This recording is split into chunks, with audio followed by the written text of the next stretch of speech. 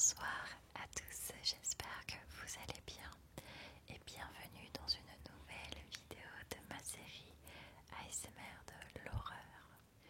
Ce soir, nous allons parler d'un cryptide qui nous vient directement des États-Unis, le fameux Mothman ou l'homme papillon. Le concept d'homme papillon est né en 1966 en Virginie occidentale aux États-Unis. Des personnes prétendent avoir vu une créature humanoïde avec des ailes et des yeux rouges flamboyants. Plusieurs témoins se sont manifestés jusqu'au 15 décembre 1967, date à laquelle le Silver Bridge s'est effondré, tuant malheureusement 46 personnes. Ce drame a donc été attribué à ce fameux Mothman, homme papillon, bien que les apparitions se soient raréfiées après l'événement. Dans les années 70, l'ufologue, c'est-à-dire spécialiste des ovnis, John Keel rassemble les témoignages dans un livre intitulé The Mothman Prophecy et affirme que l'homme papillon est une créature d'un autre monde dont la fonction est d'avertir d'une catastrophe imminente, comme un signe du destin, comme un ange qui vient mettre en garde finalement les humains, on va dire, d'un danger qui potentiellement pourrait leur coûter la vie. D'autres auteurs reprennent le thème, lui donnant une dimension universelle et le comparant aux gardoisses asiatiques ou aux oiseaux tonnerres amérindiens. Selon eux, cette créature donc a été observée et décrite de façon identique dans nombreux pays, notamment en Chine, en URSS, au Chili, en Géorgie et dans nombreuses régions du Moyen-Orient. La multiplicité de ces signalements, dont les premiers remontent au début du XIXe siècle, en plus des descriptions similaires, complique les analyses de ces auteurs. On va faire une toute petite pause, ok? Si vous avez suivi un peu l'histoire de l'homme en général, vous avez sûrement entendu parler du fait qu'on retrouve plusieurs symboles, plusieurs statues, plusieurs bâtisses semblables dans différentes régions du monde. Jusqu'à là, ça paraît pas franchement être quelque chose d'impressionnant. Sauf que les archéologues, les historiens qui ont daté ces différents symboles, statues, etc. se sont rendus compte que l'époque de laquelle elles viennent n'était pas une époque compatible avec vraiment l'exploration humaine. Il n'y avait pas les ressources, mon ventre gargouille, il n'y avait pas les ressources nécessaires pour que l'humain puisse traverser le monde afin de partager son savoir, sa technique ou tout simplement bâtir ce même monument à différents endroits du monde. La théorie, on va dire, veut que ces humains se soient tout simplement inspirés de leur quotidien et que, à quelques détails près, on se retrouve avec des statues et dessins ou autres similaires parce que à l'époque, l'évolution de l'humain était à ce stade-là, donc tous les humains se ressemblaient, les animaux étaient identiques, enfin voilà. D'autres théories veulent que donc la vie sur Terre n'ait pas été amenée par l'évolution, le Big Bang, l'entrechoquement des molécules ou même un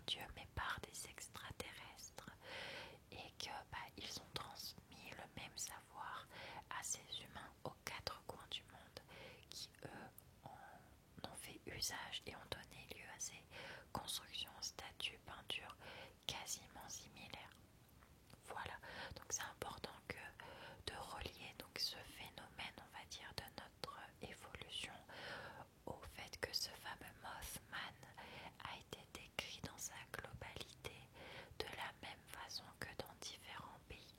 Donc potentiellement, sachant que on parle du 19e siècle, donc les explorations, les voyages d'un pays à un autre, tout aussi compliqués qu'ils aient pu être, étaient possibles. Soit c'est un transfert de mythes, de folklore, soit il y a un animal qui ressemble, qui est dans ces pays-là, qui a la même forme, alors peut-être à quelques détails près, et qui effraie ces différents humains dans ces différentes parties du monde, comme vous avez pu le noter, assez éloigné, au point que ça devienne vraiment un personnage folklorique dans tous ces pays-là. Voilà, juste petit aparté. En 1970, Gray Parker publie une version partiellement romancée de l'affaire de l'homme papillon sous le titre The Silver Bridge. Donc on se rappelle The Silver Bridge qui veut dire le pont argenté, ce pont qui s'est effondré et qu'on a attribué à Mothman, faisant 46 victimes. Lauren Coleman, auteur d'articles sur l'étrangeté et d'un livre paru en 1978, Creatures of the Outer Edge, publie en 2002 Mothman and Other Curious Encounters, donc l'homme papillon et d'autres rencontres curieuses particulières, qui rassemble finalement ce livre de 2002 les détails sur des enquêtes cryptozoologiques et tente une interprétation cette fois-ci démonologique. Donc on s'éloigne finalement de ça vient d'une autre planète où c'est un monstre, une créature qui va de pays en pays à carrément, ça prend une dimension presque biblique. C'est un démon, c'est le diable, c'est le malin qui est sur Terre et qui crée des catastrophes telles que la rupture, j'allais dire. Attendez, comment je l'écris? Désolée, hein. J'arrive, je veux utiliser le même terme. L'effondrement, voilà, du Silver Bridge. Maintenant, dans les films, le film La prophétie des ombres sorti en 2002 avec Richard Gere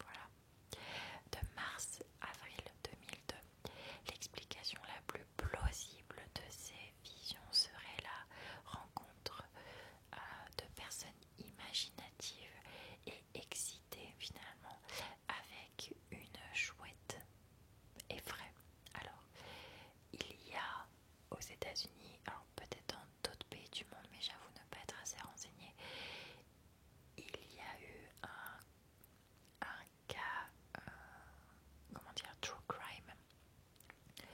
Un homme et une femme étaient sur leur terrasse le soir, etc.